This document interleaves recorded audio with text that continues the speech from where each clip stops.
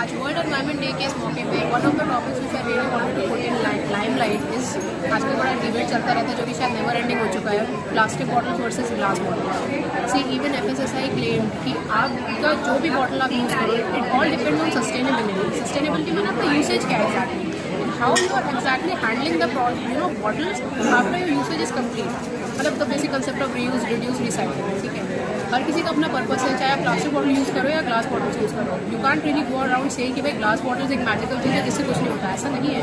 Even environment आपका glass bottle से effect होता है। The transport in which you are carrying this glass bottles इतना हैवी होती है बॉटल्स, आपका कार्बन न्यूट्रल वाला कंसेप्ट तो वहाँ से चला ही गया, बस कार्बन एमिशन उस केस में वहाँ पे पूरा हो जाता है। अगर आप एक जगह पे किसी चीज़ को प्रिजर्व करने की कोशिश करो बट देन दूसरी जगह आप कार्बन एमिशन कर रहे हो ग्रीन हाउस गैसेस का। So you can really go around saying कि भाई ग्लास बॉटल से तो कुछ होता ही नहीं है।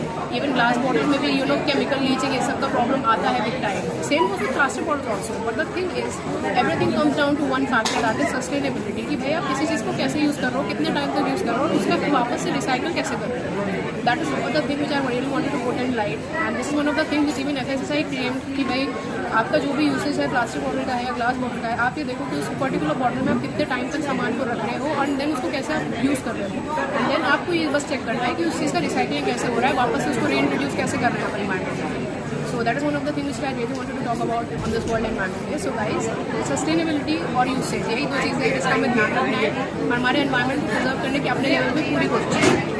So guys, thank you so much. अभी तो और कुछ आप नहीं है यहाँ ना? पे विजिट कर सकते हैं और बिहार कम्युनिटी सेंटर में आज हम यहाँ पे स्टॉलिंग कर रहे हैं on 5 June world environment day के इस मौके पे। Thank you so much.